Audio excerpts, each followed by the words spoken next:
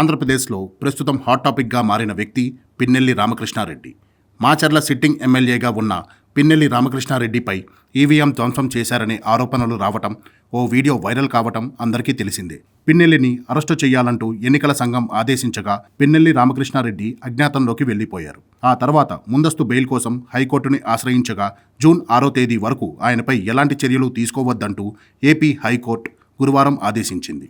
అయితే పాల్వాయి గేట్ వద్దనున్న పోలింగ్ కేంద్రంలో పిన్నెల్లి రామకృష్ణారెడ్డి పగలగొట్టిన ఈవీఎంలో ఎన్ని ఓట్లు పోలైంది టీడీపీ నేత వర్ల రామయ్య వెల్లడించారు. పిన్నెల్లి రామకృష్ణారెడ్డి పగలగొట్టిన ఈవీఎంలో టీడీపీకి 22 ఓట్లు, వైసీపీకి 6 ఓట్లు పోలేనట్టు వర్ల రామయ్య తెలిపారు. ఈవీఎం బాక్సులో నుంచి కింద పడిన ఓటర్ స్లిప్పుల ద్వారా ఈ విషయం తెలిసిందన్నారు. అందుకే పిన్నెల్లి రామకృష్ణారెడ్డి ఈవీఎం పగలగొట్టారేమోనంటూ విమర్శలు గుప్పించారు.